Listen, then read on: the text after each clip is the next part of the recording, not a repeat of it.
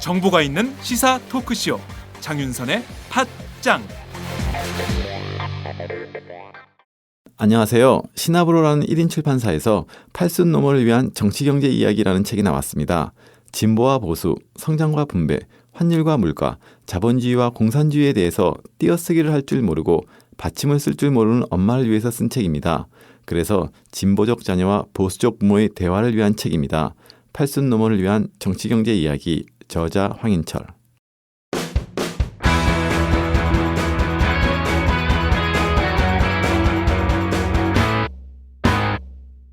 색깔 있는 인터뷰. 색깔 있는 인터뷰 시작하겠습니다. 통합진보당 해산 이후 이른바 공안의 삭풍이 몰아치고 있습니다. 새누리당은 헌법재판소로부터 해산 명령을 받은 통합진보당이 새로운 정당을 만드는 것은 물론이고 소속 의원들의 국회 복귀도 차단하는 내용의 후속 입법을 추진하고 있어서 또 다른 논란을 낳고 있습니다. 1987년 6월 항쟁의 성과로 만들어진 헌법재판소가 오히려 민주주의를 말살하는 이 어처구니 없는 현실을 어떻게 봐야 하느냐 도처에서 비판이 쏟아지고 있는 상황입니다. 오늘은 역사학자이신 한홍구 성공회대 교수님을 모시고 통합진보당 강제 해산에 담긴 역사 이야기를 해보도록 하겠습니다. 교수님 어서 오세요. 네, 안녕하십니까. 네, 팟캐스트 오랜만에 나들이 감사드립니다. 자, 우선 좀 좋은 걸로 얘기를 해야 하는데 또 우울한 걸 얘기를 해야 되는 상황이 됐습니다. 제가 우울 담당인가 봐요. 우울 담당. 역사에서 우울한 일이 있을 때만 부르더라고요. 아, 여러 방송이. 예, 그랬던 것 같습니다. 예. 자, 우선 통합진보당 지난 금요일 헌법재판소가 해산 결정을 내렸는데요. 자, 우선 그 결정 교수님 어떻게 보셨습니까? 그 한국 역사가 예상이 되면서도 늘 예상을 뛰어넘는 부분들이 있죠. 네. 그러니까 해산이 연내한다고 해서 이거 해산될 것 같다 했지만 6대3 정도를 많이 예측했죠. 예측을 했고 또 이제 일부에서는 잘하면 아니야 5대4도 네. 살아남을 수도 있을 거야. 뭐 그렇게 했는데 그런 기대를 무참히 뛰어넘고 8대1 나온 거에 네. 아주 놀랐습니다. 예. 우선 저는 그 헌법재판소장인 박한철 소장이 그 호명할 때 깜짝 놀랐어요. 쭉쭉 나가더라고요. 그래서 7에서 7대2 정도다. 그러니까 그 지난주. 그러니까 지난주에 저지난주에 7대2 정도가 기자들 사이에서 돌았거든요.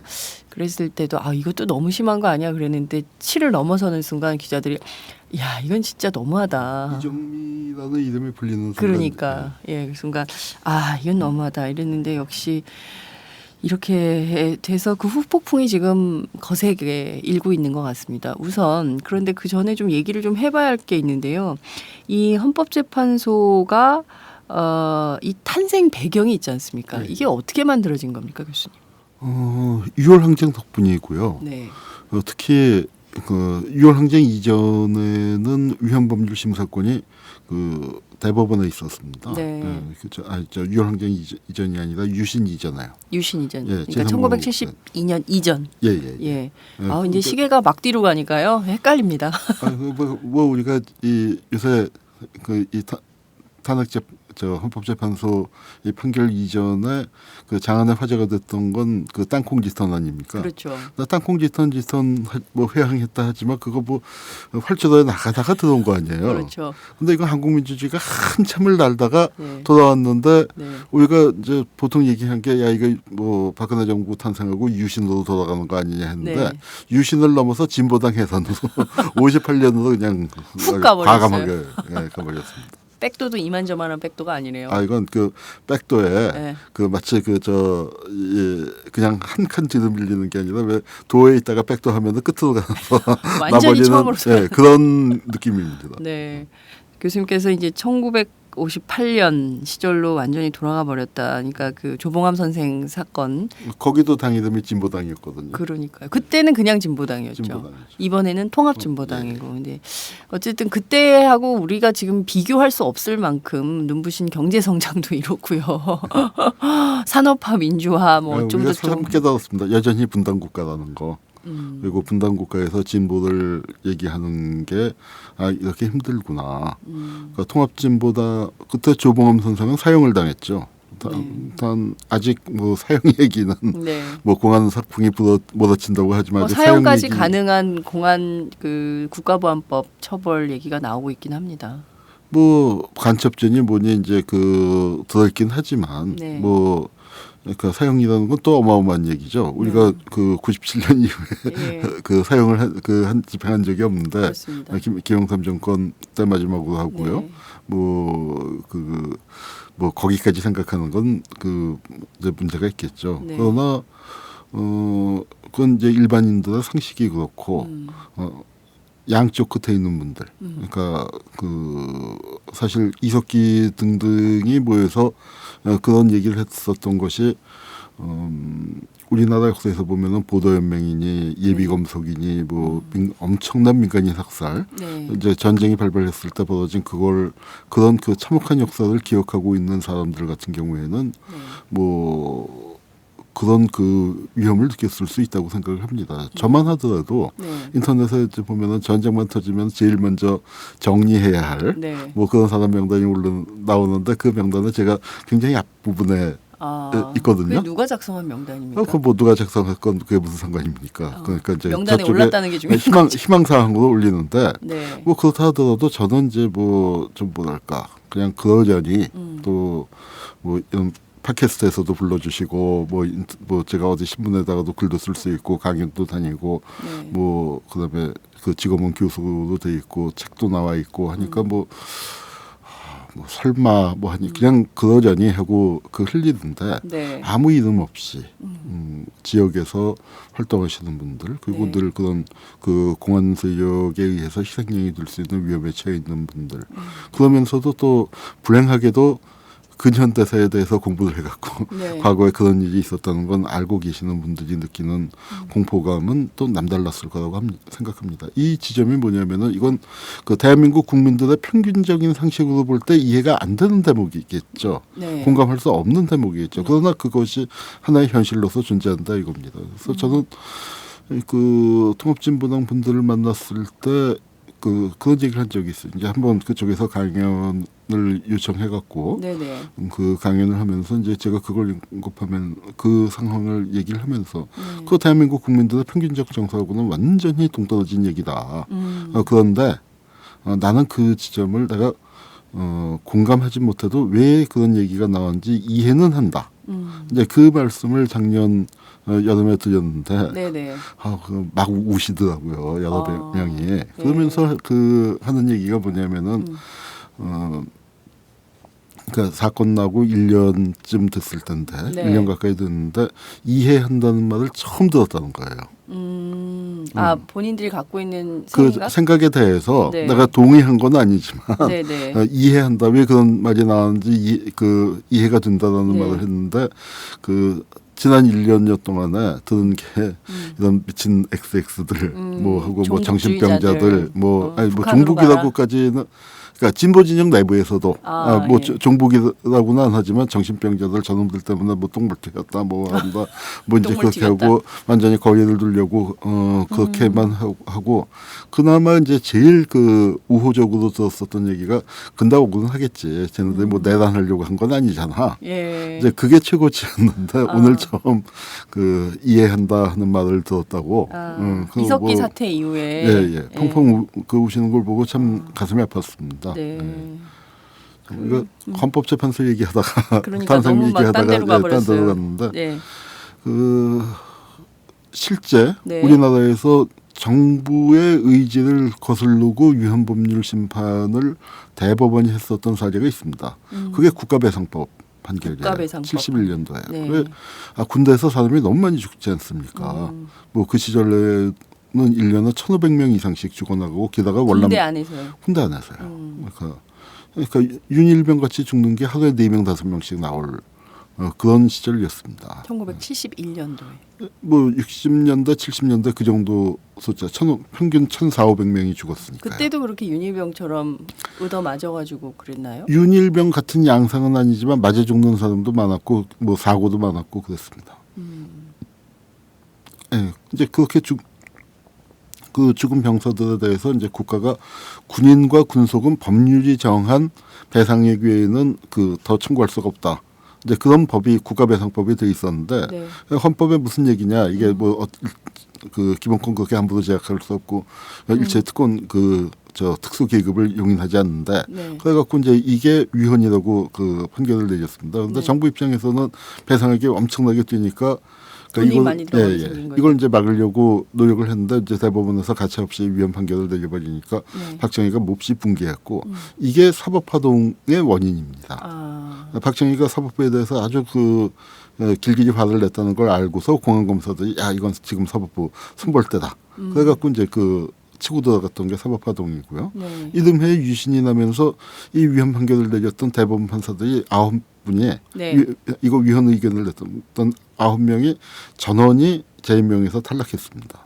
그리고 사법부 손봐서 한 법관 40여 명 또 탈락시키고 그러면서 그러면서 사법부를 완전 장악하고 그래도 사법부를 못 믿어서 긴급조치 때 1심, 2심에서 군사법원에서 했지 않습니까? 일반 법원에다가 안 하고. 네.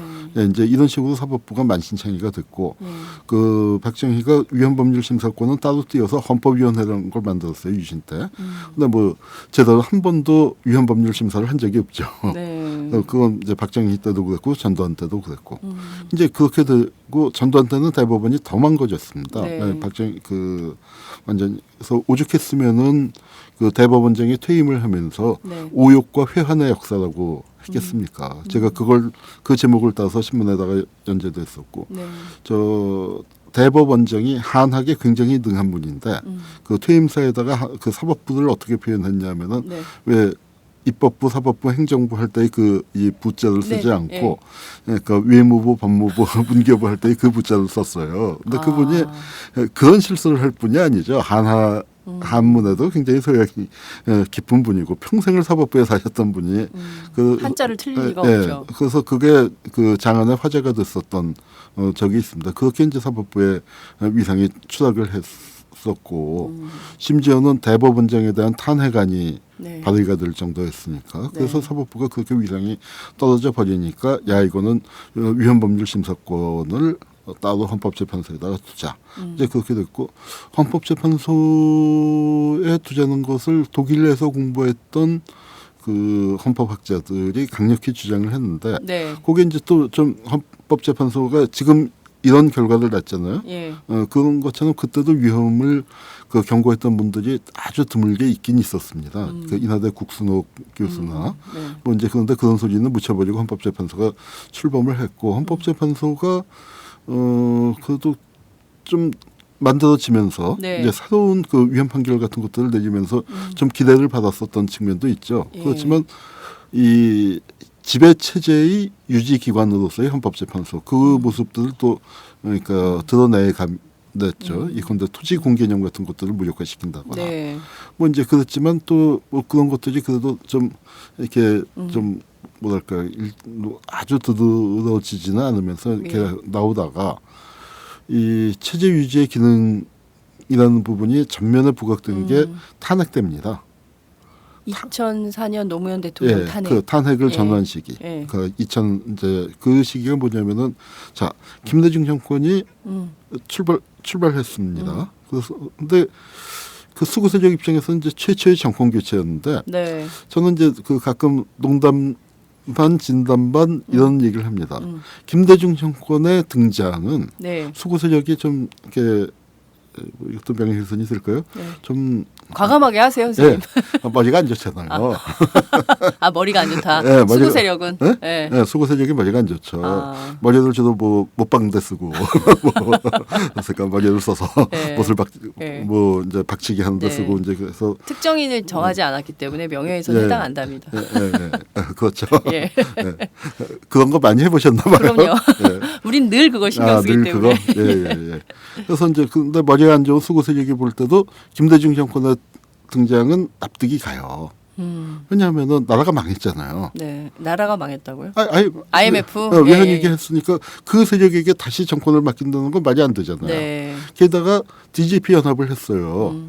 그러니까 우리는 뭐 야합이다. 뭐 여러 가지 비판도 많이 했지만 네. DJP 연합 안 했으면 정권이 안 바뀌는 거잖아요. 네. 그것만 해도 그거 하나만 갖고도 정권이 바뀌어도 이상할 거 없죠. 게다가 그분이 계시지 않습니까? 누구요? 김대중 정권 탄생의 그 주역을 벌써 우리 장윤선 기자까지 써니장까지 잊어버리면 안 되죠. 지금도 현역에서 활동하시는데 이인재 의원이라고 그분이 500만 표를 리틀 박정희. 네, 그분이 500만 표를 갖고 가지 않았으면은 그 나라가 망하건 DJP 연합을 했건 저쪽이 이기는 겁니다. 맞습니다. 그랬죠. 예. 거기다가 김현철 아들 네. 아니 김영삼 아들 김현철의 김현철. 비리가 그 있었죠. 예. 거기다가 뭐 이제 수십 년간 장기 집권한 거 한번 바꿔보자 하는 염원이 있었죠. 그러니까 게다가 이회창 아들의 병역 비리까지 있었죠. 예. 그러니까 그 한 가지만 갖고도 정권이 바뀌어도 이상할 거 없는 요인이 5가지 6가지가 모여갖고 겨우 30몇만 표 차이도 그 정권이 넘어갔으니까 수구 세력 입장에서 볼 때도 이게 자기네가 질만했다 그랬어요. 그렇다가 이제 5년 뒤에 정권을 찾으려고 했는데 네. 아니 김대중은 그래도 저쪽에서도 볼 때 그러니까 비주주였지만 비주주 안에서 주주를 계속 해왔고 대통령 후보만 26년을 해왔던 그렇죠. 사람 아닙니까? 대통령 후보만 26년. 네. 예. 그런데 노무현은 뭐 이게 정말 그 누구야? 듣보잡의 갑툭튀죠. 듣보잡의 갑툭튀. 갑툭튀는 뭐예요? 선생님? 갑자기 어디서 툭 튀어나오죠. 그러니까 역시 요즘 그 20대 학생들하고 같이 계시니까 용어가 예, 신식이셔. 요즘 그 정윤회식으로 얘기하면 네. 근본을 알 수 없는 놈 아니야. 근본 없는 놈 아니야. 근본 없는 놈. 근본이 없는 놈. 네. 예. 그런데 그렇게 튀어나온 참 그 이정현도 속상했을 거예요. 네. 다른 사람이 아니라 정윤한테 그런 말을 근본 없는 놈이라는 소리를 그런 말을 들었으니까. 예. 오죽 속상하면 그를 글로 썼겠습니까? 글쎄 말이야. 예. 그러니까 이해가 가요. 나 예. 참 이해력이 이해를 넓은 것 같아. 굉장히 이게 통합진보당에서부터 그 이정현 씨까지 이렇게 이해가 넓으셔. 네. 예. 근데 그렇게 이제 그 돼버리니까 네. 노무현한테 진 거는 납득을 할 수 없단 말이에요. 정세적으로 그런 데다가 오호 통제라가 네. 되는 거네요. 그런 데다가 이게 이제 역대에서 보면은요. 그러니까 이 선거를 많이 하고 지금 이제 진보 진영이나 민주개혁 진영이 착각하는 게 우리 세력이 원래부터 5대 5인 줄 아는데 아니거든요. 아니죠. 한국 전쟁 끝난 다음에 100대 빵에서 시작하는 거란 말이에요. 한국 전쟁 이후에 100대 빵에서 시작했는데 네, 그래서 네. 거기서 51대 49까지 이제 온 건데 네. 그랬더니 원래 51대 49나 뭐 5대 5에서 약간 밀리는 정도로만 착각을 하고 있는데 그거 네. 절대 아닙니다. 한국 역사에서. 민주진보 진영에 계신 분들 분명히 알아두십시오. 네, 그거 분명히 아니에요. 네. 근데 이제 이렇게 그 상황이 됐는데 네. 역대 대통령 선거, 국회의원 선거 합치면은 거의 40번 가까이 뭐 37번 그 하지 않았습니까? 네. 근데 그 선거에서 우리가 도대체 몇 번이나 이겼나 한번 생각해 보세요. 우리가 이긴 게 4.19 때. 그러니까 완전히 정권이 무너지고 그때 국회의원 선거 한 번 이겼고 네. 그 다음에 김대중이 이기고 노무현이 이긴 거예요. 그 많은 선거 중에서 딱 3번 이겼단 말이에요. 그리고 이제 노무현을 그걸 못 견뎌서 끌어내려고 하다가 탄핵을 했다가 역풍을 맞았지 않습니까? 그렇죠. 그래서 그 4.15 총선을 해서 17대 국회가 등장을 했더니 이게 이제 그 선출되는 권력이 다 넘어간 거예요. 그러니까 대통령 뺏겼죠, 행정부 뺏겼죠, 게다가 입법부까지 뺏겼단 말이에요. 국회. 네, 그러니까 남아 있는 게 사법 권력, 선출되지 않은 권력이니까 네. 보수 세력이 그쪽에 몰릴 수밖에 없었어요. 그쪽이 그러면서 뭐든지 다 법으로 가져갔잖아요. 예.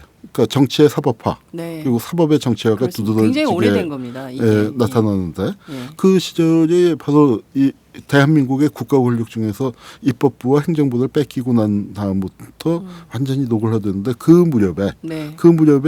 이제 그 대법원과 헌법재판소가 서로 또 경쟁을 합니다. 네. 이게 이제 그 대법관들은 이런 얘기 들으면 굉장히 기분 나쁠 거예요. 헌법재판소하고 우리는 격이 다르다. 격이 다르다. 이게 제가 이제 음악하는 분들한테 들으면은 바이올린과 비올라 간에 그런 게 있대요. 있다는데 예. 바이올린은 비교되는 것 자체를 모욕이라고 생각하고. 비올라 따위에 바이올린을 비교하다니. 비교하다니 예. 그렇게 얘기하고 그 못된 사람들은 그런데 이제 그 주차장에 이 비올라 케이스가 실려 있는 차가 있으면은 저거 왜 장애인 구역에 안 세우고 저기 세웠지? 세상에 그런 정말요? 정도로까지 이제 그 서로 이제 그 비올라 주자들이 굉장히 기분 나쁜 굉장히 거예요. 기분 나쁠 네. 얘기죠. 굉장히 기분 나쁠 얘기인데 하여튼 그런 얘기들을 이제 좀 음악하는 사람들한테서 들은 적이 있는데 헌법재판소와 이 대법원의 관계를 그렇게 비유할 수 있을지 모르겠어요. 그러니까 헌법재판소는 자기의 존재감을 과시하고 인정투쟁을 받으려는 욕구가 그러니까 있습니다. 네. 그래서 그 무렵에 이제 국가보안법 네. 그리고 양심에 따른 변협 거부가 진보 그러니까 우리 사회의 변화를 반영하는 어떤 그 핵심적인 요인으로 네. 등장을 해서 이제 확 했을 때 예. 이 헌법재판소와 그 대법원이 서로 경쟁하듯이 이제 그렇게 그 서로 우리가 보수의 아성이야 이제 하는 보수적인 판결을 내놓다가 이 홈런을 친 게 헌법재판소죠. 헌법재판소라는 게 성문 헌법에 근거해야 하는데 이분들이 난데없이 경국대전과 관습헌법을 들고 나오더니 관습헌법. 예. 예, 그 여기가 그 수도서울이나 뭐 절대로 못 맞습니다. 바꾼다 해서 행정 그 수도 이전에 예, 그러니까 아마 저 대법원과 헌법재판소의 경쟁에서 이제 1승을 거둔 거죠. 네. 헌법재판소가 자기의 존재감을 아주 예. 만방에 예. 그 과시했어요. 보수 우익의 아성임을 아성이죠. 아성임을 우리가 그리고 헌재가 깃발을 정말 딱 꽂은- 중요하구나.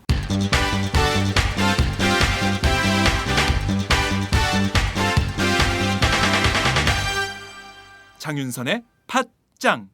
네. 이제 그래 놓고 그러고 이제 10년이 흘러왔는데 그 사이에 우리가 그 참 잊어버렸었지만 네. 그리고 저도 이제 글을 쓰다가 뭐 너무 시간이 없어서 그걸 빠뜨리고 나갔지만 이번 사건이 터지고 나니까 네. 참 되돌아보게 됐던 대목이 왜 저 세력이 조용환 변호사가 헌법재판관에 임명이 되는 걸 길을 쓰고 막았을까? 아하. 이유가 있었네요. 이런 거였구나. 이제 하는 그 생각을. 그러네요. 네, 이게 김혜수 재판관 한 분이 혼자. 안에서 하는 거하고 두 명이 있는 거하고는 이게 그럼요. 또 전혀 다른 문제 아닙니까? 숫자가 중요합니다. 네. 적어도 거기 그리고 그 어떤 이제 그 이 법리를 구성하는 데서도 훨씬 더 그 보탬이 됐을 거고 김희수 재판관이 굉장히 중요한 역할을 하셨지만 거기에 이제 조영환 변호사 같은 분이 재판관으로 있었으면 정말 천군만마를 얻은 것 같은 네. 그런 거였을 텐데 그러니까 조영환 같은 근본 없는?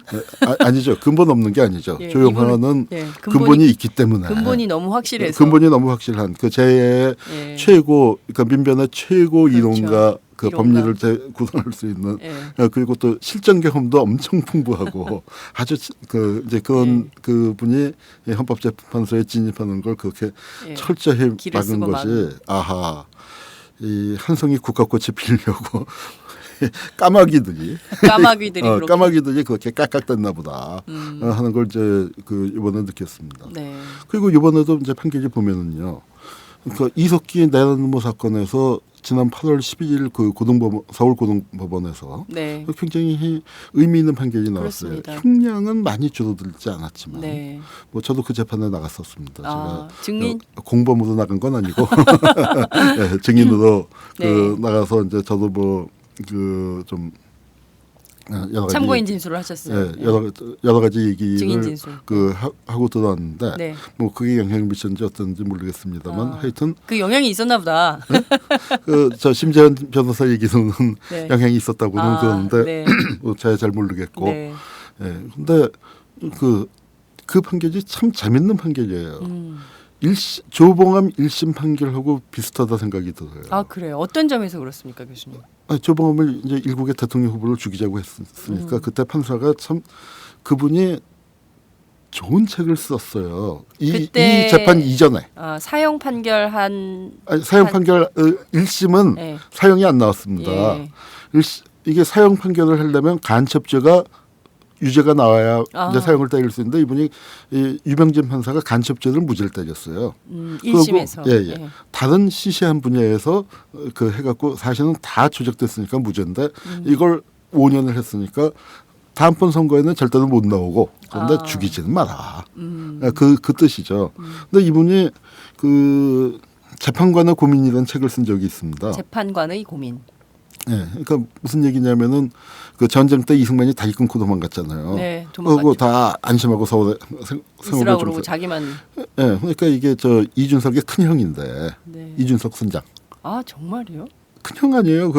속옷 빨으면 도망간 거고 다리 끊고 도망간 거고. 그런데 네, 그런 그러니까 아니 그 도올 선생이 네네네. 아니 그 사람들이 이준석 선장 그렇게 도망가는 거 보고 세상에 저런 나쁜 놈이 있나? 예. 이렇게 저렇게 무책임한 놈은 세상에 다시 없을 것이다. 네. 그랬더니 도올 선생이 딱 나오셔서 아니야.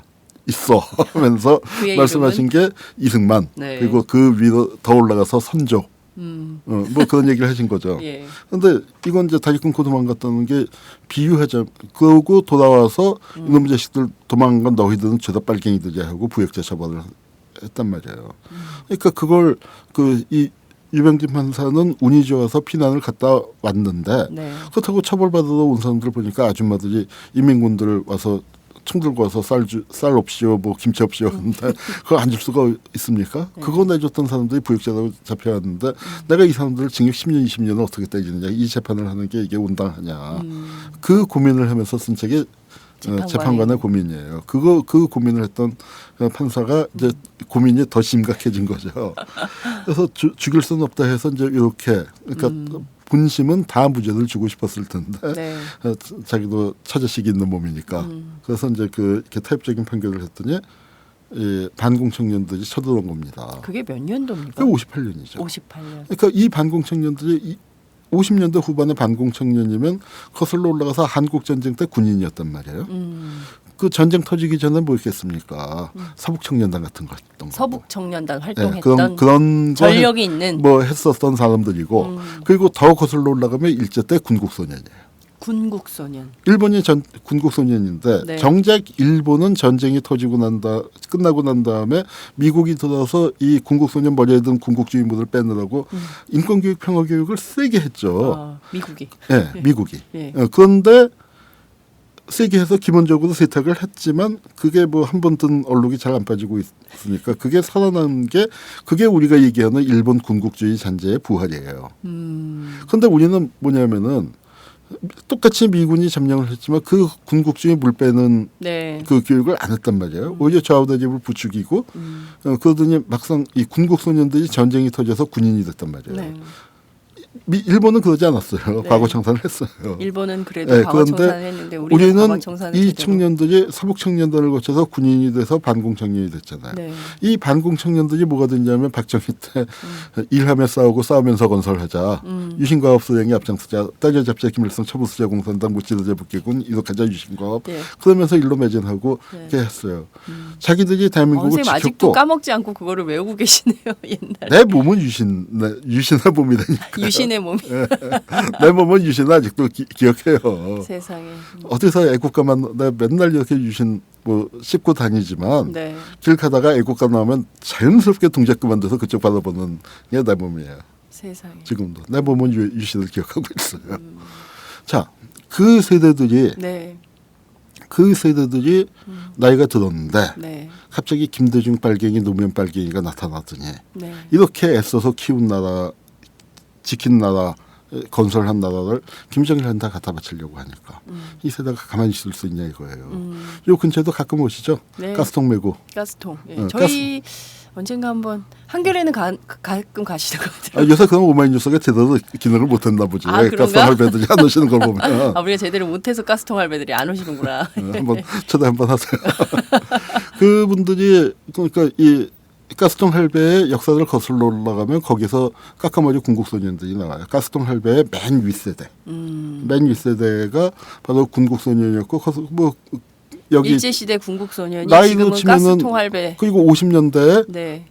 법원에 쳐들어가서 빨갱이 판사 타도하라 외쳤고 지금 미네르바 무죄, 피디수천 무죄, 강기관 무죄, 한명숙 무죄 나오면 또 법원에 쳐들어가서 빨갱이 판사 난리치고. 타도하라 외치던 분들. 지금 참 서북 청년단 재건한다는 분들이 그분들인가요? 그러니까 이렇게 얘기해야겠죠. 일관된 삶을 살아오셨구나. 아, 일관된 삶을 살아오신 분들. 그러니까 일제 시대의 그 군국주의 교육. 저는 그게 바로 일본 일제 잔재입니다. 그런 일제 잔재를 갖고서 평생을 그러니까 그게 자기네가 그게 일제 잔재인 줄도 모르고 네. 뭐 그렇게 살아오신 거죠. 그래서 그런 그 우리 사회에서 어떤 그때 만들어진 그 우익과 광기 그것이 한국 전쟁을 거치면서 더 증폭이 그 되고 네. 돼서 여기까지 이제 이루어진 겁니다. 선생님 말씀을 듣다 보니까 우리가 2014년 12월 23일 내일 크리스마스 이브네요.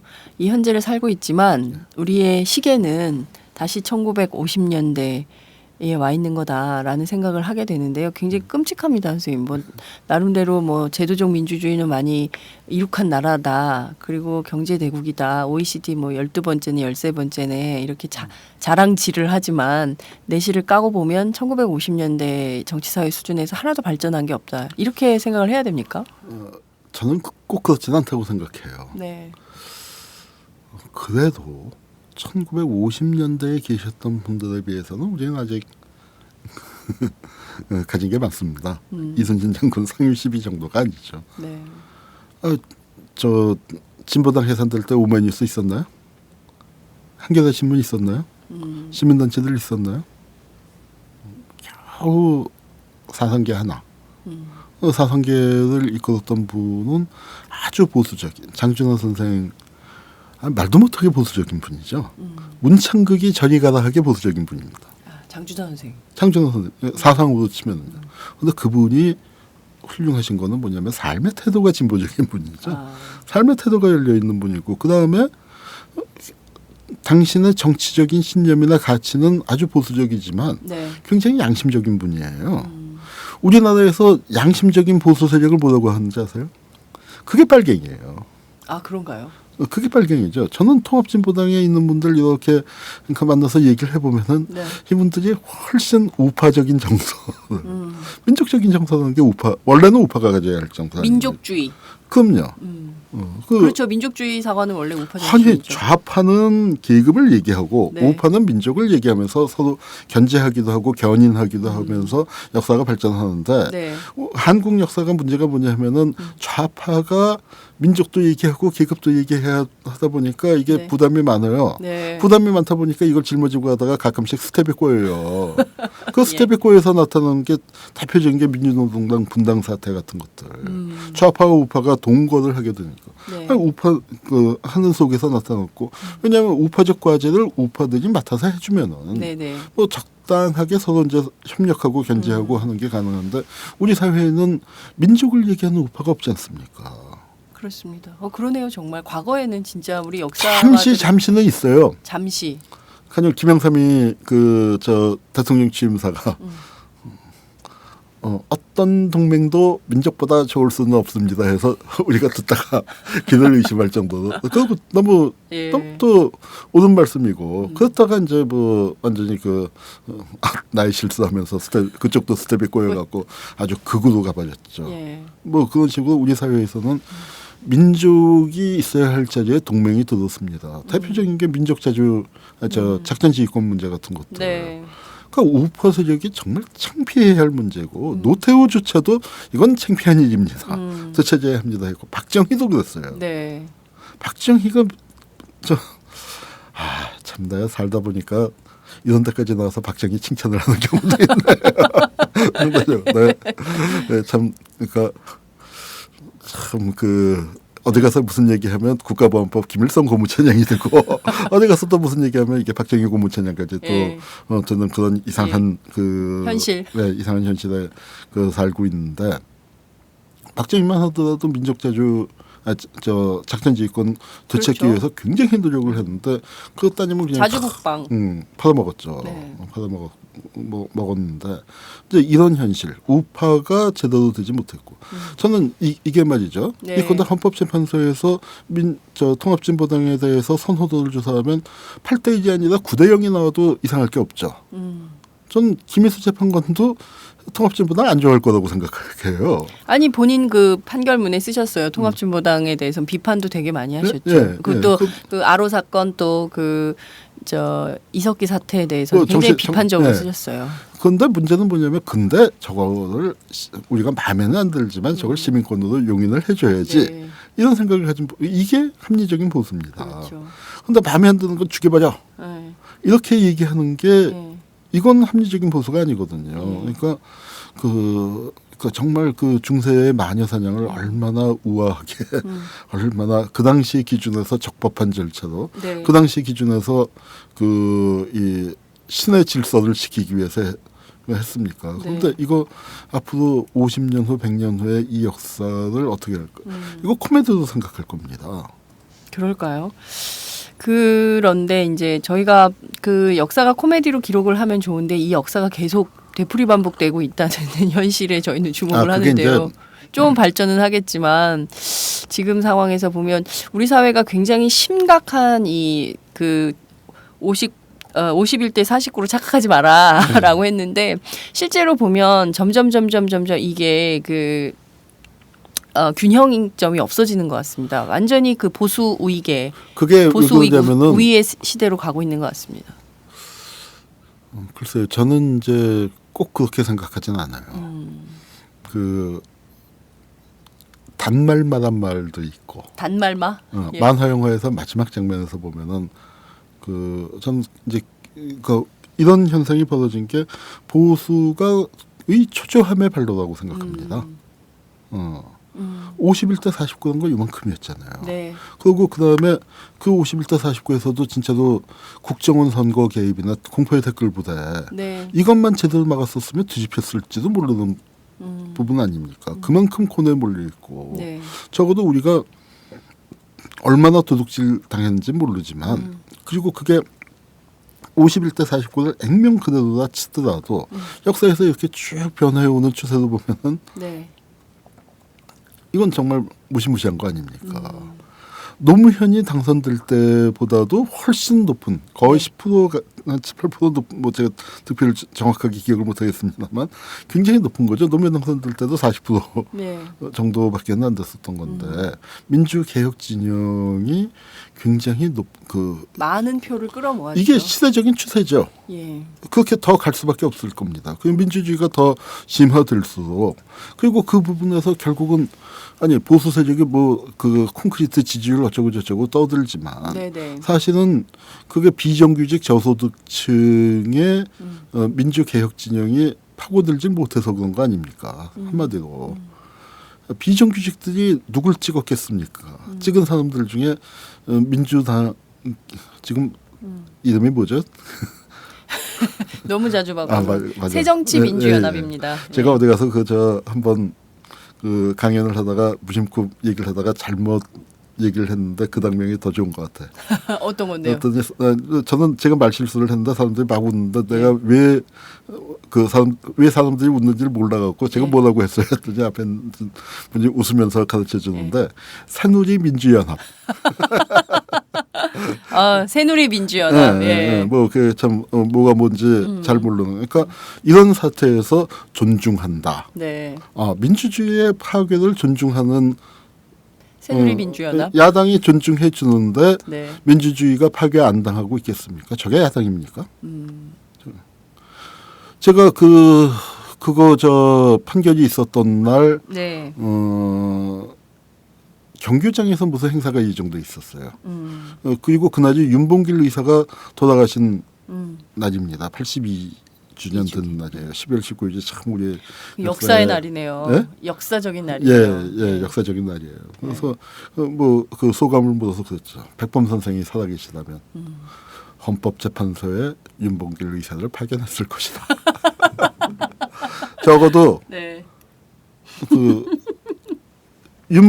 백범 선생의 데스노트가 있잖아요. 이렇게 예. 수첩을 예. 박근혜 대통령만 수첩 공주가 아니죠. 예. 백범 선생도 예. 그 수첩에다 기록을 하셨을 텐데 그 수첩에 처단자 명단에 올렸을 겁니다. 민주주의의 공적으로. 민주주의 공적 처단자 명단. 민주주의의 공적이죠. 네. 그것이. 민주주의의 이름으로 민주주의를 가정해서 친일파들이 다 민족을 위해서 노력한다고 그랬지. 네. 뭐 어디 나 혼자 잘 먹고 잘 살려고 이 짓한다. 그런 놈 있습니까? 그러니까요. 그러니까 18세기 볼테르만도 못해. 민주당은. 그러니까 지금 사실은 문제가 뭐냐면 이걸 만약에 진보 진영이 집권했다 하더라도 네. 새누리당을 이렇게 진보 진영의 헌법재판소가 이 정도 일로 해산시킨다면 진보 지식인들은 벌떼같이 일어나서 그럼요. 예. 난리 쳤을 거예요. 야 이거 무슨 짓이냐 우리가 네. 이러려고 집권했냐. 집권했냐 막 이러면서 그러니까 쟤네들을 정치적으로 우리가 대중들을 좋은 정치의 모범을 보임으로써 저들의 지지 기반을 해체하고 저걸 무력화시켜야지. 이걸 뭐 저 헌법재판소 구성의 숫자들 갖고 네. 이렇게 몰아붙이면 안 된다. 뭐 그랬을 텐데 네. 여기는 지금 그러니까 이런 판결이 나왔는데 거기에 대해서 아니라고 얘기하는 보수 지식인 한 명도 없다는 것. 네. 그게 그 대한민국의 가장 큰 비극이고 이런 사태가 일어난 본질적인 이유. 저는 보수 지식인은커녕 말씀하신 새누리민주연합에서 나오는 줄줄이 나오는 당일 논평을 보면서 정말 깜짝 놀랐습니다. 그러니까 최소한 그 노선에 동의하지는 않더라도 조봉암 선생이 그래서 돌아가신 거잖아요. 그래서 네.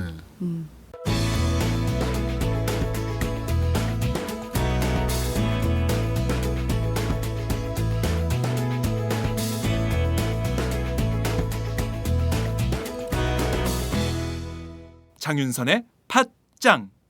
어떻게 해서 야당의 묵인하에. 야당의 묵인하에 야당이 뭐 결국은 적극적인- 사실상 당시에 민주당이 조봉환 선생 사형을 방조한 책임이 있는 거죠. 그렇죠. 결탁 공모까지는 아니라 하더라도 네. 적극적으로 못 맺혀서 막았다는 모습은 보이죠. 그러면 지금도 똑같은 거네요. 지금도 그러니까 그 옛날 국회에서 네. 그 내란 음모로 국회의원들이 종종 잡혀갔어요. 그 박씨 집안이 내란 사건을 만드는 아주 그게 가업이거든요. 가업. 박씨 집안은 박근혜 대통령 얘기하시는 거죠? 그 선대부터. 그 선대부터. 그러니까 아버님. 우리나라에서 내란죄도 안 걸리면은 저 정치인이 아니죠. 정치 지망생이죠. 정치인이 아니고 정치 지망생이다. 아니 그 큰 정치인으로 하려면은 자기 이력서에 내란죄도 걸렸던 기록이 있어야 돼요. 대통령 나가려면. 그렇구나. 김영삼. 김용삼. 아니 그 박정희 전두환은 내란의 주역이죠. 그러네요. 최기하 내란 방조범이죠. 그다음에 김영삼. 박정희 전두환 노태우까지고 김영삼은 유신 때 국회에서 제명당할 때 네. 그 제명당한 사유 1번이 내란 선동이에요. 내란 선동이에요. 네, 그걸로 내란 정도는 해줘야 김대중 내란이죠. 네. 그러네요.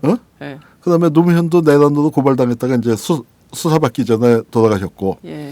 이명박 네. 감옥 갔다 온 게 내란죄도 갔다 왔습니다. 그래요? 이명박이 내란죄 전과자예요. 묘한 공통점이. 이명박뿐만 아니라 서청원까지. 서청원도 그때 내란 선동이에요. 내란 선동이에요. 그래서 제가 이석기 누님이 이제 어떻게 그 법정 갔다가 끝나고 나서 뭐 말씀하시고 그래서 예. 이게 이석기 의원을 대권 주자로 반대에 올려주려고 하는 겁니다 하고 농담을 한 적이 있습니다. 네. 우리 역사에서 이제 이게 내란죄가 그렇게 많이 걸리는데 이번에 이제 또 내란죄를 했는데 저는 이번에 내란의 흔적을 또 느꼈었던 게요. 예. 이 박정희는 사법사진이었잖아요. 네. 난 이게 사법 내란이라고 생각을 합니다. 이번 헌재 판결은 사법 왜냐하면은 내란이다. 제가 이번에 참 헌법 공부를 좀 했습니다. 헌법 강의를 했어요. 예. 그쪽 몇 회에 걸쳐서 네. 그러면서 헌법을 이제 저도 꼼꼼히 읽어보고 그러는데 우리 헌법이 네. 헌법재판소에다가 부여한 역할이 딱 5가지예요. 탄핵 심판하고 네. 그다음에 이제 권한쟁의 심판하고 뭐 이제 위헌법률 심판, 위헌 소청 심판 네. 뭐 등등해서 5가지로 딱 열거가 돼 있습니다. 예, 그렇죠. 헌법에 딱 요게 헌법재판소의 거기 유명한 법률 적용으로서 유명한 등자가 빠져 있어요. 등이 없어요. 등이 없이 딱인 건 요 5가지만 딱 하라는 거죠. 나머지는 하면 안 되는 거죠. 예. 그런데 즉 뭐냐면 국회의원의 자격을 박탈할 권한은 헌법재판소에 대한민국 헌법에 부여하지 않았습니다. 그런데 우리 헌법이 내란이라는 게 말이죠. 네. 우리 형법에 어떻게 돼 있냐면은 네네. 내란을 국토를 참전하거나 국헌을 문란할 목적으로 폭동한 것, 폭동을 해야 돼요. 폭동을 꼭 해야 돼. 이석기 그쪽이 무슨 폭동을 할 만한 총이 그런 없었어요. 능력도 없잖아요. 네. 그리고 거기서 폭동이라 하면 한 지역을 장악하는 정도의 그 행위입니다. 네. 그러니까 그게 내란죄의 구성 요건도 사실은 안 되는 거예요. 그래서 내란 음모가 무죄가 나온 겁니다. 사실은. 그렇죠. 그러니까 이게 그러니까 가령 그래서 우리나라에서 진짜로 내란을 했던 사람들은 박정희, 전두환, 노태우 같이 군대를 동원하는 사람들이 그렇죠. 군대를 동원해서 광주라는 한 지역을 장악해서 네. 실제로 네. 민간인 학살도 하고 네. 이런 게 내란에 거죠. 해당하는 그게 거죠. 내란인데, 그러니까 이쪽은 이제 내란 아예 뭐 불능범이죠. 그러니까 내란 음모는 안 됐고 네. 뭐 그냥 뭐 말 뭐 정신만 중요하게 해서 총한자로 정신 뭐 이런 거. 예. 근데 이제 그 헌법재판소 이게 내란은 그거고요. 그다음에 네. 국헌을 물란한다는 게 뭐냐면은 헌법에 의해 설치된 국가기관을 강압에 의해 전복 또는 그 권능을 불가능하게 하는 것. 국회의원이 헌법기관입니다. 네. 국회의원이 헌법기관인데 그거를 그 기능을 정지하게 할 권한을 대한민국 헌법은 또 다른 헌법기관이 헌법재판소에 부여하지 않았어요. 그렇죠. 국회의원의 자격을 그 정지시키는 권한은 오로지 의회에서 제적의원 3분의 2 이상의 찬성으로 제명할 때만 효력이 발생하는 그렇습니다. 겁니다. 그래서 국회가 이번에 그걸 그 결의했으면은 몰라도 그걸 하지 않은 상태에서 쟤네들 아냐 하고 박탈한 거 그게 헌법의 권능을 정지시키는 것이었기 때문에 그게 내란인 거예요. 이게 그 대를 이어서 사법사진에서 네. 약간 업종을 바꿔서 사법내란으로 간 겁니다. 박씨 일가가 네. 예. 그러니까요. 그래서 이제 그거는 창원대 그 최용기 교수님께서 이번에 네. 그 저기 그 탄핵해 달라고 네. 그 국회에 이제 청구를 하셔서 저희도 이제 오늘 그 인터뷰를 해서 자세한 말씀을 들어볼 예정인데요. 그렇습니까? 네. 예, 예. 여하튼 이런 방식으로 그야말로 국헌을 물란하고 뭐 이렇게 그냥 계속 가고 있는 것에 대해서 그냥 놔둬야 되는지 헌법재판소를 저대로 그냥 놔둬야 되는 것인지에 대한 비판이 굉장히 많은 것 같습니다. 지금 국면에서 우리 국민들이 위헌법률 심판 기능을 어딘가가 해야 하는데, 네, 그러니까 이제 문제의 본질은 그거죠. 선출되지 않은 권력, 그렇죠. 견제받지 않는 권력, 국민들의 견제와 감시를 받지 않는 권력인데 이것을 어떻게 도입할까 해서 뭐 헌법재판소 위헌법률 심판 기능을 우리가 미국식 대통령제를 채택하고 있으니까 네. 미국처럼 그 연방 법원에다가 그 저 대법원에다가 로 보내는 방안을 검토해 볼 수가 있고 이제 네, 네. 이게 개헌 사항이죠, 개헌 사항. 그러니까 네. 그리고 또 하나는 대법원장 직선제 같은 것들을 국민들이 네네. 사법부에 대해서도 그 일정한 그 자격을 갖춘 분으로서 대법원장 또는 헌법재판소를 존치한다고 하면 헌법재판소장을 직선제로 뽑고 그 구성 그 방식을 네네. 근본적으로 변화시키는 것. 그리고 지금 이제 보면은 이 헌법재판소가 얼마나 웃기는 구성이 됐냐면은 네. 그 전에는 재야 변호사 몫이라는 게 있었습니다. 옛날에는 네, 원래는 헌법재판소의 구성을 네. 헌법이기 때문에 꼭 법률 전문가가 아니라 일반적인 상식을 가진 사람들도 그 참여해야 한다. 네네. 그래서 그 대통령제에서는 그러니까 배심법원 그 제도라는 게 그런 거 아닙니까? 네네네. 그 법률 전문가는 아니지만 일반인의 상식으로서 그 법률 문제를 보고 그것을 법률가와 협력을 해서 네네. 일반인의 상식과 그걸 조율시켜 나가는 그런 의미에서 헌법재판소의 구성은 그 민간이 들어가야 한다. 그런데 이제 민간이 들어가는 거에 대한 또 뭐 사법 엘리트들의 네. 반발도 있고 하니까 재야 법조인으로서 재야 법조인 중에서 명망 높은 분을 추천해서 들어가는 제도가 있었는데, 그러니까 조영환 변호사가 바로 그 케이스로 추천이 됐는데 그걸 이제 딱 봉쇄해버리고 네. 지금 보면은 공안검사 출신이 2명. 그러니까요. 더군다나 공안검사 출신이 헌법재판소장이. 소장이 공안검사죠. 그러니까 이건 창피한 일입니다. 그건 전혀 부끄러운 줄을 몰라요. 네. 근데 자, 이 국면에서 그러면 저희가 이제 마무리를 좀 해야 돼서 자, 그러면 이 국면에서 통합진보당 이후에 이제 국가보안법으로 이제 수많은 사람들이 처벌될 가능성이 열려 있는 상황이고 전체 당원이 10만 명이라고 하는데 그 중에서 매월 10,000원씩 돈 내는 회비 그러니까 그 당비 내는 당원 진성 당원이 3만 명. 이 3만 명에 대한 수사가 이제 본격화 국가보안법 위반 혐의로 이제 그 수사를 한다는 것인데요. 자, 이렇게 될 때 이것을 좀 그냥 그렇게 되는구나. 과거에 있었던 예비 검속이나 이런 걸로 내비둬야 되는 건지 아니면 좀 어떤 방법으로 결국 좀 대한민국에서 네.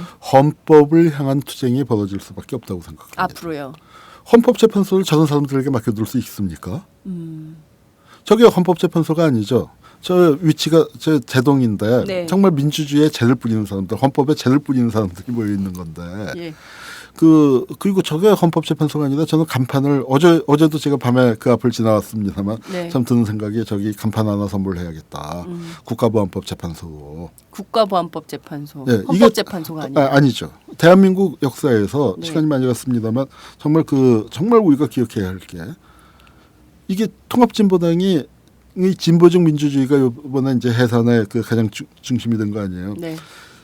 그리고 그 진보적 민주주의가 그 대한민국 법무부의 정부의 논리에 따르면 이게 김일성이 만들었다. 그렇죠. 김일성이 주장을 했다고 하는데 제가 김일성 박사 아닙니까? 네. 진짜로 제 박사학위 논문이 김일성이잖아요. 김일성이죠. 예. 그런데 그거 김일성이 만든 거 아니거든요. 진보적 민주주의는 네. 우리 재헌헌법이 진보적 민주주의 헌법입니다. 재헌헌법이요. 재헌헌법이요. 그러니까 재헌헌법을 안 가르치죠. 재헌헌법이 대한민국의 국가 정체성을 담보하는 문건인데 네. 재헌헌법에 그 중요한 재헌헌법에 순국시험에 나온 적 있나요? 아니 근데 그 보수 우익이 잡고 있는 정권에서도 왜 재헌헌법을 안 가르칩니까? 통합진보당 강령보다 빨가니까 그거 안 가르치죠.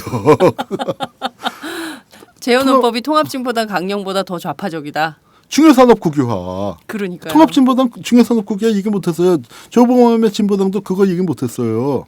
재헌헌법이 얘기한 거를. 재헌헌법은 중요산업 국유화에다가 네. 농지개혁을 얘기했잖아요. 그러니까 지주의 토지 소유권을 박탈해서 농민들에게 나눠주는 겁니다. 몰수해서. 네.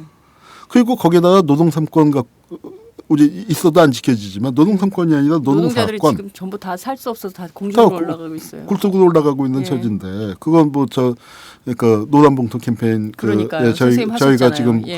하고 있는 건데 네. 오늘도 그거 지금 예. 하는데 그 이익분배 균점권이라는 게 있어요.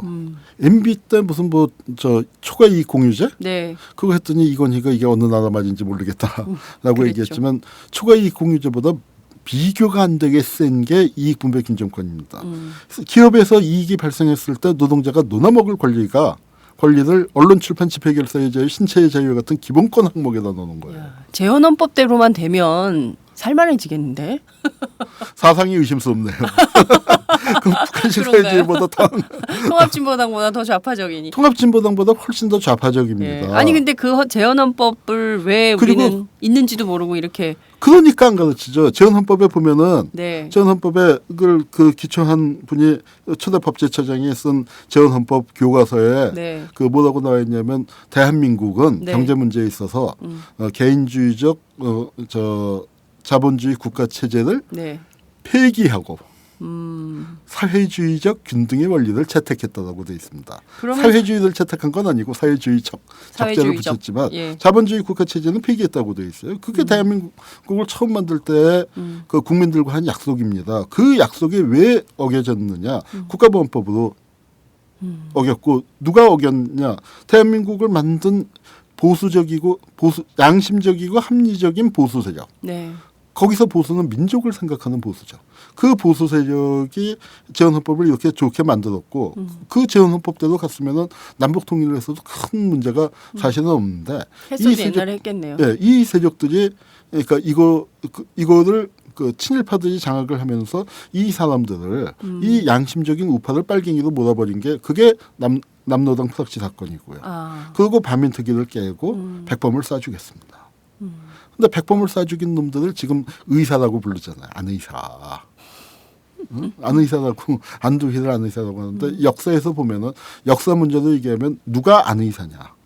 안중근이 한 의사냐 안두희가 한 의사냐 라는 그 싸움인 것이고 우리는 재헌헌법을 되찾아야 합니다. 그래서 이건 헌법을 향한 투쟁을 벌여야 하는데 대한민국의 법적인 근거가 임시정부는 명시적으로 진보적 민주주의예요. 네. 임시정부가. 임시정부 재헌헌법으로 이어지는 진보적 민주주의를 지금 교사한 거 아닙니까? 이거는 대한민국 헌법이 그러니까 대한민국은 임시정부의 법통을 계승했다라고 지금 주장하고 있는 그 헌법 전문을 헌법재판소가 짓밟은 겁니다. 네. 그래서 저 부분들, 그러니까 이제 이런 부분들에서 우리가 국가범법이 지배하는 사회에서 네. 정말로 헌법이 지배하는 사회로 가자. 지금 헌법대로만 하더라도 통합진보당의 진보적 민주주의를 절대로 해산시켜서는 안 되는 것인데 저렇게 폭거를 저질렀는데 네. 이것을 그럼 어디에 근거해야 할 것이냐. 역시 헌법에 근거해야 하는데 우리 헌법이 헌정사적인 정통성에서 보면은 임시정부와 재헌헌법에 근거해서 대한민국을 지금 다시 재규정하고 재해석하고 하는 작업을 해야지 왜 국가범법을 갖고 합니까? 그래서 헌법을 저들에게 맡겨둘 수 없다. 이게 바로 민주화의 저 공안 세력들에게 네. 그 공안 세력의 뿌리는 다리 끊고 도망쳤던 사람들이고 네. 그게 세월호의 역사적인 출발점이었다고 생각해요. 그런데 이번에 보면은 그 세월호 진상규명법위원회에 이번 그 진보당 그렇죠. 심판의 그 해산 심판의 기획자라고 하는 고영주가 들어가 있고 그렇습니다. 그 사람이 바로 부림 사건의 그 검사였고 검사였죠. 그 세력이 바로 그 하나로 쭉 이어져 내려와서 지금 이런 일들을 벌이고 있습니다. 이런 세력들을 상대로 우리가 세월호의 진상규명을 하는 작업과 대한민국 헌법을 지키는 작업이 이렇게 또 연결되어 있는 겁니다. 자, 그런데 선생님 여전히 말씀하신 대로 그 청년 검사 그 1972년 유신헌법을 만들었던 그분이 지금 비서실장 하고 계시잖아요. 대통령 비서실장. 현존하는 권력이거든요. 그분들은 여전히. 아니 그러니까 그게 어디 김기춘 한 명뿐이겠습니까? 네. 대한민국 수백만 그 학생들의 교육을 책임진 황우려가 80년대 최악의 공안 사건 사형 판결까지 나왔던 최악의 공안 사건이 항림 사건의 판사예요. 항림 사건 판사가 네. 그리고 황우여 장관. 직전 국무총리였던 김항식이가 네. 이게 김대중 내란모 사건 때 네. 김대중 사형 받았잖아요. 이석균 사형 안 받았고 네. 종편에서는 광문대거에서 끌고 나서 사형시킬 것 같은데 근데 왜 그러냐면 내란 음모에는 아예 사형이 없습니다. 무기징역도 없어요. 그런데 김대중이 왜 사형을 받았냐? 국가보안법에도 받은 거예요. 반국가단체의 의장 네. 한민통. 그런데 그거를 김대중을 사형시키기 위해서 한민통이 반국가단체라는 판결을 미리 내려놨었죠. 김대중 사형시키기 위한 신의 한 수인데 그 신의 한 수를 둔 판사가 김항식입니다. 직전 국무총리. 네. 그리고 그다음에 이번 세월호 이 사건의 기획자이고 그 세월호 진상규명위원회 들어서 뭐 그 사람 역할 뻔하죠. 그런 사람이 바로 그 고영주 그 부림 사건의 검사였고. 그러니까 이렇게 된다면은 우리가 김대중 5년 노무현 5년 동안의 과거 청산을 뭐 지겹도록 했다는 나라인데. 그런데 대한민국의 최고 권력자들이 여전히 이렇게 공안 세력들이 버티고 있는 거죠. 저는 대한민국을 이들 공안 세력으로부터 찾아오는 작업. 그 작업을 해야 하고 이 공안 세력이 그동안에 대한민국을 어떻게 운영해야 하는지 그리고 네. 그 앞으로 어떻게 몰고 가려고 하는지에 대해서 우리 역사를 보면 다 나옵니다. 그런 역사에 입각해서 싸워야 하는데 우리가 싸울 근거는 무엇이냐? 임시정부와 재헌헌법입니다. 대한민국의 국가 정체성을 담보하는 문건이 바로 임시정부이고 그 재헌헌법이고 네. 그리고 지금 우리가 헌법을 지키기 위한 싸움이죠. 지금 뭐 수고 언론에서 헌법이 대한민국을 지켰다라고 하는데 공안 세력이 대한민국을 국가헌법을 헌법적 지위로 놓고 있는데 그걸 없애고 네. 헌법의 권능을 회복시키는 것. 네. 그런 헌법적 질서 속에서 우리가 대한민국이 살아나가는 것이죠. 그리고 그런 속에서 통합진보당에 대해서 저걸 정치세력으로서 인정할 것이냐 말 것이냐는 국민들이 표로서 결정하면 되는 거죠. 그렇죠. 예. 예컨대 저렇게 국민들의 정서와 동떨어진 그 역할을 하면 누가 지지하겠습니까? 그래서 그거는 자연히 소멸시키는 거고 그 자, 우리 역사에서도 보세요. 통합진보당하고 비교할 수는 없지만 남로당 해산 안 시켰어요. 예, 스스로 그냥 없어진 거죠. 원래 그렇게 가야 하는데. 네. 그러니까 이건 굉장히 나쁜 버릇. 이승만이 정당을 근데 그 행정처분으로 등록 취소시켰거든요. 네. 그래서 우리 헌법에 정당 해산 심판이 들어간 건 독일식의 그런 방어적 민주주의 개념이 아니라 제가 국회 회의록도 찾아서 거기다가 이제 그제 글 쓰면서 썼지만 네. 등록 취소도 행정처분으로 그렇게 할 수 없도록 그러니까요. 그 정당을 보호하기 위해서 그렇습니다. 그런데 이건 뭐냐면 정당을 보호하기 위해서 우리가 예컨대 비유하자면 좀도둑이 끌어갔고 네. 불안해서 야구방망이 사다 놨더니 그 야구방망이로 식구들을 좁힌 거죠. 거기에 경비원까지 가서. 그러니까요. 그러니까 이게 헌법재판소가 이게 헌법이 아닙니다. 네. 아, 오늘 선생님 말씀 정말 재밌게 잘 들었습니다. 재밌다기보다는 참 침울하고 앞서 말씀하신 서두에 말씀하신 우울 담당. 정말 희망 담당 희망 역할도 합니다. 예. 자, 한국 역사를 그동안 잘 생각해보지 못했던 이 재헌헌법이 도대체 어떻게 생긴 건지 이것부터 한번 꼼꼼히 따져봐야 될 것 같고 도대체 대한민국 국가 정통성, 우리의 정체성이 어디로부터 왔는가 다시 한번 헌법 정신이 뭔지 한번 생각해보는 기회가 됐습니다. 우리가 공부해야 되겠다라는 생각이 좀 듭니다. 선생님 오늘 말씀 정말 감사합니다. 고맙습니다. 네, 감사합니다. 안녕하세요. 장윤선의 팟짱 애청자 여러분. 저는 김병기입니다. 전에는 편집국장이었는데요. 지금은 10만인 클럽 회원이자 본부장 맡고 있습니다. 그런데 10만인 클럽이 뭐지? 이렇게 궁금해하시는 분들 많으실 겁니다. 오마이뉴스에 자발적으로 구독료를 내는 시민들의 모임입니다. 지금 매월 후원해주시는 분이 몇 명이죠? 8,000명이요. 그럼 앞으로 몇 명을 모아야 합니까? 10만 명이요. 참 갈 길이 멉니다. 그런데 조중동 구독자는 많게는 100만. 이래서 진보 언론 살아남을 수 있을까요? 10만인 클럽 후원으로 만들어지는 팟짱 응원하고 싶으시다고요? 지금 전화주세요. 02-733-5505로 전화하셔서 내 손번호 274를 꾹 누르세요. 오마이뉴스 기사의 모든 기사 하단에 동그란 주황색 배너를 누르셔도 됩니다. 여러분들의 참여로 팟짱이 웃음소리 더 커질 수 있습니다. 감사합니다.